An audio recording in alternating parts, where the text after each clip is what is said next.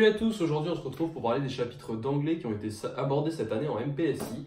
Donc chapitre c'est peut-être pas le bon terme parce que c'est pas réellement des chapitres qu'on a en anglais, mais on a abordé l'anglais sous divers angles, donc je vais vous dire comment on s'y est pris.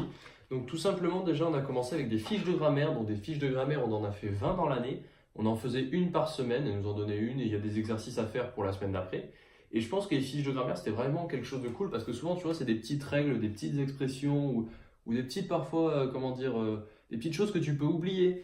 Et là, ça te permet de tout résumer en 20 fiches. Et je pense que celui qui maîtrise parfaitement à 100% ces 20 fiches, bah, il fait plus aucune erreur en grammaire ou limite, tu vois, la grammaire, il la sait à 90% quoi, au minimum. Genre, il fera vraiment jamais des erreurs. Mais après, les 20 fiches, ça fait beaucoup, c'est beaucoup de règles à retenir et tout. Mais je veux dire que celui qui maîtrise ces 20 fiches ou qui maîtrise la grammaire en général, bah déjà, les points de grammaire, il les perdra pas.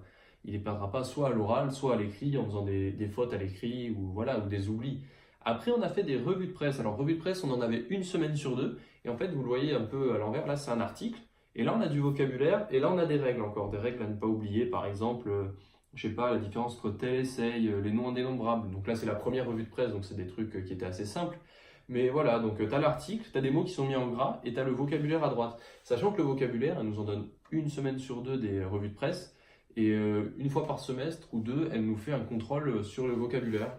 Et avec d'autres choses, bien sûr, mais il y a une partie des points, 20% de la note, ce sera sur le vocabulaire qui est à droite.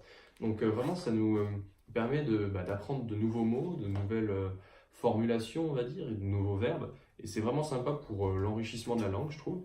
Après, on a fait des expressions écrites type Minpon. Donc, expression écrite, tu vois, tu as un texte qui est là. Et après, tu as, je sais cette taille, nous. Et tu as deux questions. Une question à laquelle tu dois répondre en 80 mots et l'autre en 180 mots. Toujours plus ou moins 10%. Donc, c'est un type d'exercice que vous apprendrez à connaître en prépa, l'expression écrite type Minpon.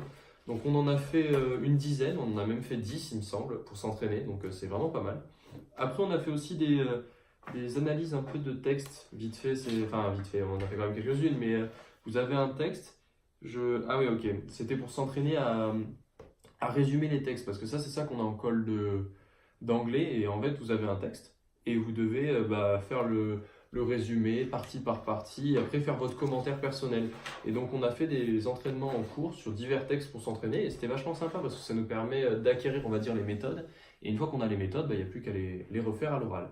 Après, on a fait des synthèses de documents type E3A CCP. Donc, synthèse de documents, vous avez 4 documents et vous devez faire en 400 mots un compte rendu. Donc, souvent, c'est 3 à 4 documents. Ça prend une copie double pleine, quoi. Enfin, recto verso, deux feuilles. Et vous devez résumer tout ça en 400 mots. 400 mots, c'est à peu près, si je ne sais pas si vous voyez un peu, voilà, c'est ça. 400 mots, c'est une feuille. Donc ça fait peu à la fois, et enfin ça fait assez peu en général parce que tu as beaucoup de choses à dire, mais c'est toujours pareil, tu as une méthode à suivre, à respecter, un plan, et après normalement en général ça peut se passer bien. Synthèse de documents, on en a fait aussi à peu près une dizaine. On a fait beaucoup de choses en fait en une année d'anglais. Et aussi on a fait des fiches de vocabulaire, alors ça c'était plus pour l'école au début d'année, au tout début on avait des fiches de vocabulaire comme ça. En fait les documents qu'on avait à résumer, à faire le plan, on savait le thème que c'était. Par exemple, là, c'était l'éducation, c'était eating disorder, c'était l'environnement. Vous voyez, plein de choses comme ça. Et on savait le thème que ça allait être, mais on n'avait pas le texte, bien sûr. Et ils nous donnaient le texte, et comme ça, on pouvait aussi apprendre du vocabulaire, on pouvait le ressortir à l'oral pour la colle. C'était sympa aussi comme mode de fonctionnement, parce que dès que ça passe sur l'école audio, en fait, tu sais plus sur quoi tu passes, bah, c'est un peu la surprise, quoi. Génétique, women, l'égalité des droits, la consommation, la science et le progrès. Enfin, c'est toujours, on va dire, des thèmes récurrents, hein, enfin pas la politique, mais parfois ça peut être des choses comme ça, city life.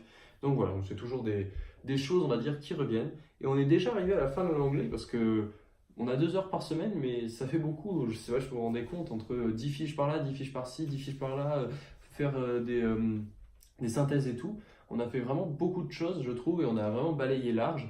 Et c'était une année en anglais que j'ai trouvé super sympa.